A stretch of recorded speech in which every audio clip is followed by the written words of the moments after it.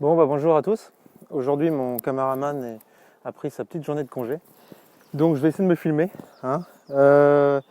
En gros, le but de la visite du jour, hein, c'est de essayer de comprendre de quoi est constitué l'intérieur d'une ruche et surtout essayer de bien lire les cadres, qu'est-ce qu'on voit dessus, etc. Hein, toujours orienté vers ceux qui débutent, évidemment. Donc, pour rappel, hein, dans votre ruche, vous avez donc 10 cadres, hein, qui sont donc tous là, sur la partie côté, donc les rives de votre ruche. Vous avez trouvé des cadres, comme je vous avais dit la dernière fois, de couvain, hein, donc des cadres de réserve de miel. Donc j'en ai sorti un là tout à l'heure. Hop. Alors cette ruche, il n'y a pas énormément de réserve, mais vous allez quand même voir quelques trucs. Donc là, je pense que vous voyez, dans chaque opercule, vous avez le miel. Hein, vous le voyez. Alors il y a des cellules qui sont operculées, d'autres qui sont... donc celles-là sont operculées et d'autres ne sont pas encore operculées. Donc les abeilles chargent en miel tranquillement. Donc voilà, ça c'est un cadre de miel, je ne m'y attarde pas. Donc là vous avez 2 cadres de miel. D'accord. Puis ensuite, plus vous allez vous rapprocher du centre de la ruche, plus vous allez vous retrouver sur le couvain. Donc le couvain, c'est-à-dire là où la reine va pondre, là on va trouver les œufs, là on va voir beaucoup de choses. Donc, je vais essayer de vous expliquer ça sans trop m'étendre. Donc là, n'hésitez pas quand il y a du monde comme ça à bien souffler dessus, comme ça on y voit plus clair. Donc là, vous avez donc un cadre de couvain. Donc là, vous voyez, on voit déjà certaines choses. Donc, je pense que vous voyez bien à l'écran, on voit des taches de couleur jaune, orange, etc.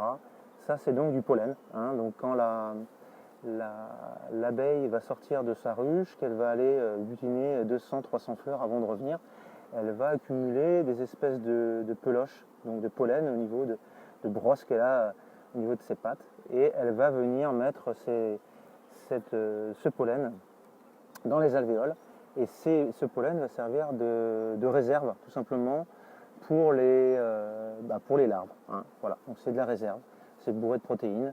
Donc voilà, qu'est-ce qu'on peut voir d'autre? Vous voyez toutes les cellules que vous voyez là, c'est des cellules qui ont été pondues, qui sont donc operculées, qui vont sortir dans quelques jours. Hein, c'est des cellules d'ouvrières. Donc là, quand vous contrôlez vos cadres, vous allez voir, vous voyez à certains endroits, là, vous voyez, je pense, des cellules blanches. D'accord. Donc ça, c'est des larves. Hein, c'est au départ, la reine, quand elle pond, donc vous voyez toutes les taches blanches, quand la reine pond au départ, elle va justement pondre des espèces de bâtonnets blancs au fond de la cellule qui vont ensuite devenir des larves. Donc on peut voir là, un peu partout. Voilà.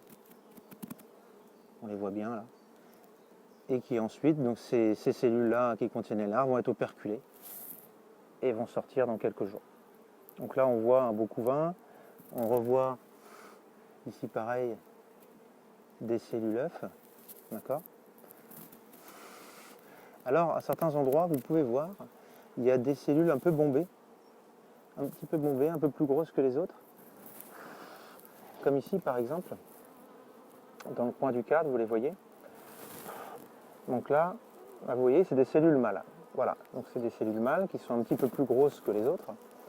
Hein. Et donc là, ces mâles-là, si vous voulez, donc il y en a beaucoup moins dans une ruche, mais on les appelle les faux bourdons.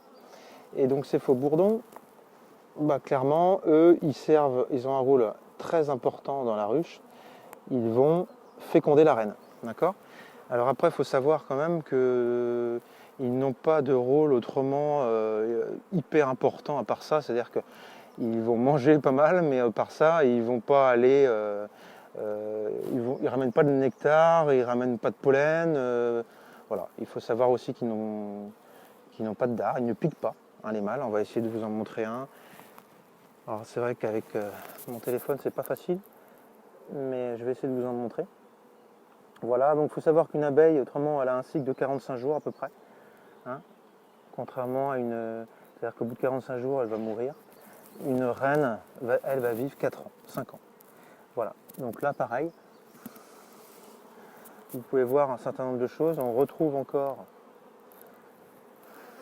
dans le jargon apicole, on appelle ça du pain d'abeille, donc c'est tout le pollen. On retrouve encore du couvain ici, d'accord. Et puis il y a des cellules aussi qui sont operculées, où les abeilles sont déjà nées. On est déjà pas mal avancé dans la saison, on est le 20 mai. J'essaie de vous repérer la reine en même temps. Voilà ce que je peux vous dire. Et donc quand vous contrôlez vos cadres, hein, là je le fais très vite mais je vais le faire tranquillement tout à l'heure, votre objectif c'est de surtout ouvrir régulièrement votre ruche, il ne faut pas hésiter, et vous contrôlez bien que vous avez bien de la ponte, que tout se passe bien. Parce qu'évidemment, la reine peut avoir un pépin, être trop vieille, mourir, etc., etc. Et il faut pouvoir le repérer assez rapidement. Donc justement, là, toutes les larves blanches qu'on voit, si vraiment, lors d'une ouverture de ruche, vous vous rendez compte qu'il n'y a plus de larves blanches, qu'il n'y a pas l'air d'avoir de traces de ponte, qu'au fur et à mesure des visites, vous ouvrez et vous vous rendez compte que les cellules s'operculent, mais finalement qu'il n'y a pas de ponte fraîche derrière, bon bah là il est temps de faire quelque chose, je vous l'expliquerai derrière, ce qu'on peut faire, hein, c'est l'incorporation d'une nouvelle reine, par exemple. Donc voilà ce qu'on peut trouver dans une ruche. Et donc le but de votre visite, quand vous visitez vos cadres, c'est vraiment de contrôler sur la partie, alors c'est souvent sur les côtés ou sur la partie basse, de contrôler que les abeilles ne fabriquent pas une nouvelle cellule royale. Hein, parce qu'elles ont tendance à vouloir le faire. Et là c'est un peu la cata pour vous parce que clairement vous allez avoir un essaimage, vous allez avoir la moitié de la population qui va partir avec l'ancienne reine, puisque l'ancienne reine est chassée avec la nouvelle. Donc c'est vrai que là c'est toujours ce qu'on craint nous, parce que évidemment le temps derrière qu'il y ait reproduction, production de miel je veux dire, ça va prendre pas mal de temps, quoi, hein. Donc voilà, là par exemple vous avez un mâle qui est bien plus gros qu'une abeille, hein. Alors je ne sais pas si je vais réussir à vous le montrer, il est là en plein centre de l'écran. Voilà, donc ça c'est un mâle, hein, ce qu'on appelle faux bourdon. Donc voilà, donc là c'est une ruche qui marche plutôt pas mal. Elle s'agite parce que j'ai fait glisser un peu le cadre. Voilà, on peut voir, elles remplissent bien déjà leur réhausse. Bon, elle met un peu plus de temps parce que c'est un essaim que j'avais récupéré. Mais bon, là on voit bien, ça avance pas mal là. Operculé là sur la partie haute. C'est une réhausse qui va être prête à récolter d'ici quelques jours, quoi. Donc voilà, je pense vous avoir expliqué le principal. Je vous dis à bientôt.